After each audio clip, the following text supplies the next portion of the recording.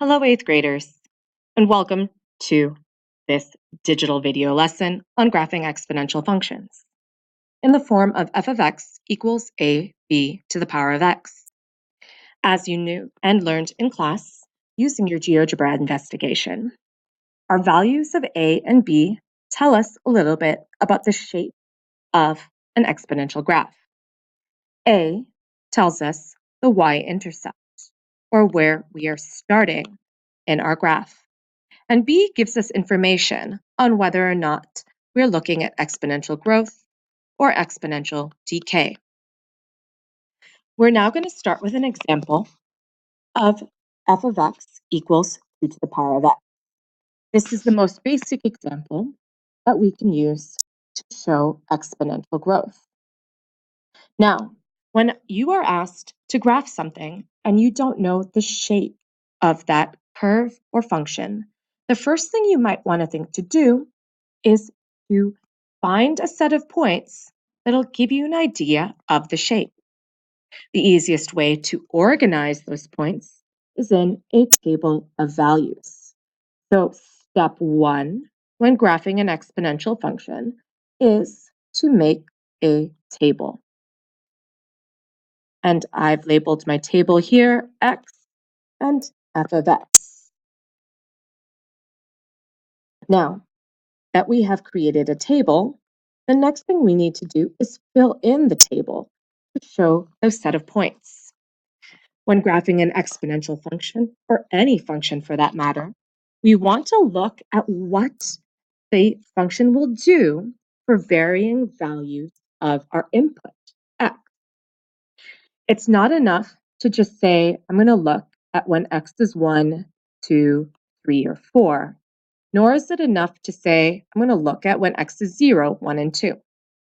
I also need to look at what happens when my input value is negative.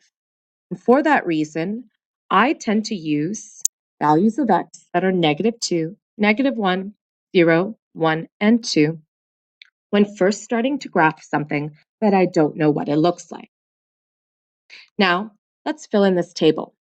Most of you probably, when you make a table, start with the positive numbers because they're easier to work out. So we'll do that as well.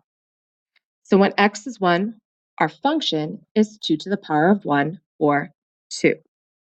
When x is 2, our function is 2 squared, which is 4. Now we can go backwards and do some of the harder things. In this case, we can look at what happens when our input is 0. Now, some of you may remember from before that 0, comma something is our y-intercept, and our y-intercept is our a value. Looking back at my function, f of x equals 2 to the power of x, I don't immediately see my a value in there. However, if I find 2 to the power of 0, I'll notice that my a value is actually 1. It's an invisible hidden 1 that's multiplying in front of my 2 to the x. Next, I will work through the negative sides and find 2 to the power of -1 and 2 to the power of -2.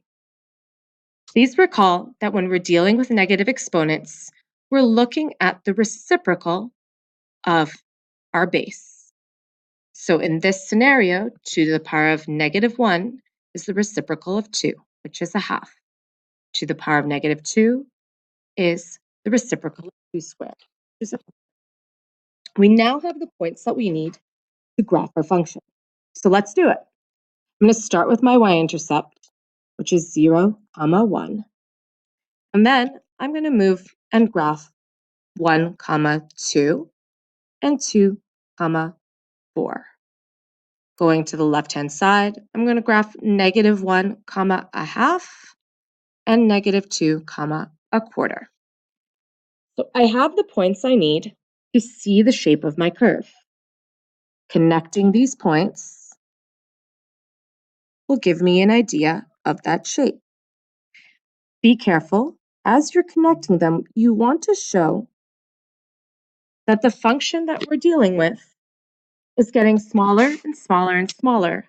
However, there's no way for me to take a number that is a base of 2, find its reciprocal, and get to 0. I'll get very, very close to 0, but I'll never touch 0. So I'm going to try and show that by getting my curve as close as I can to the x-axis, but never actually touching it. So here we have our simplest example, an example of exponential growth with a base of 2 and a y-intercept of 1. Now, let's move on to something a little bit more challenging. So here's an example with exponential decay. And we can see that it's decay by the fact that our b value of a quarter is between 0 and 1. So to start, I'm going to fill up this table, and notice I've already created it with those x values I mentioned before. I'm going to do it a little bit quicker than I have the last example. I know my a value in this case is 6, which is also my y-intercept, which is the value I get when x is 0. I'm going to do the positive parts of my table. So 6 times a quarter to the power of 1, which simplifies to 3 over 2, or 1.5. I'm going to do the next part, which is 6 times a quarter squared, which is the same as 6/16, or 3/8. Moving up, I'm going to find out what happens when x is negative. And in this case, I will remind myself of a quarter is 4. So I end up with 6 times 4, or 24. Doing the same thing when x is negative 2, I have 6 times 4 squared, which works out to be 96. A really large number that I'm probably not going to be able to graph. Going back into my graph, I'll start by graphing my y-intercept of 6. The other 2 points that I have, 1, 1.5, and 2, 3/8. Now, it'd be really hard for me to graph 3/8 in this tiny little square here. I want 3/8 of that square. So I'm just going to approximate it. Knowing that 3/8 is close to a half, I'll put it about here. I'm also going to approximate these two really big numbers because I'm not going to be able to graph negative 124. I do know that my curve is going to be a very steep curve, showing some steep decay. So this is an example of exponential decay. Again, notice that I'm not touching the x-axis, that I've clearly identified the y-intercept, and I've shown the shape on both the positive and negative sides of x. And now for one final example.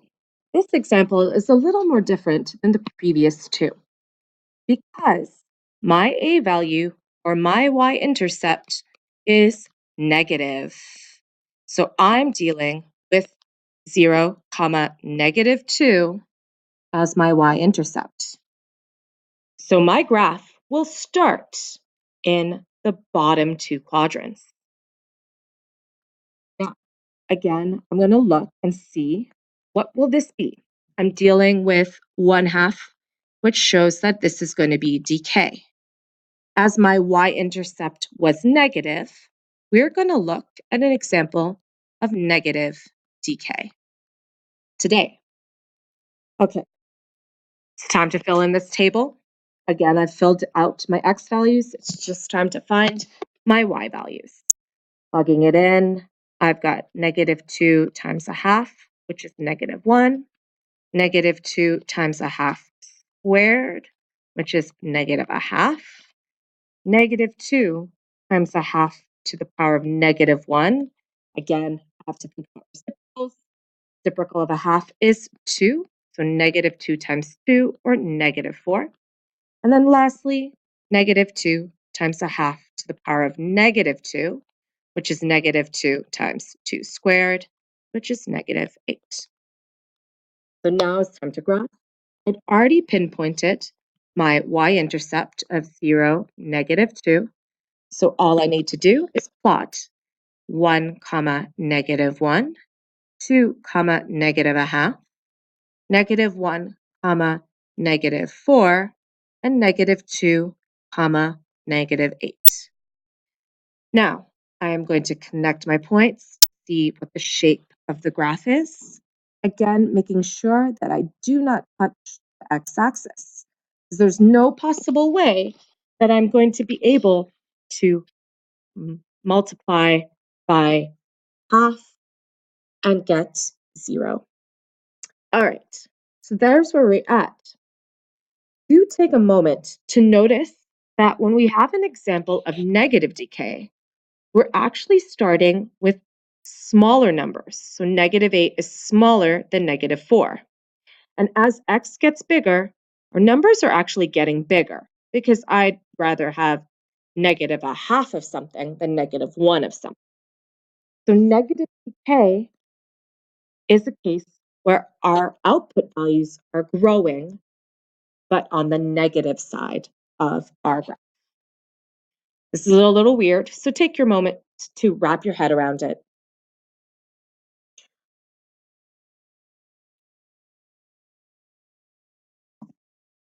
Thank you for watching. If you have any questions about graphing exponential functions, please let me know.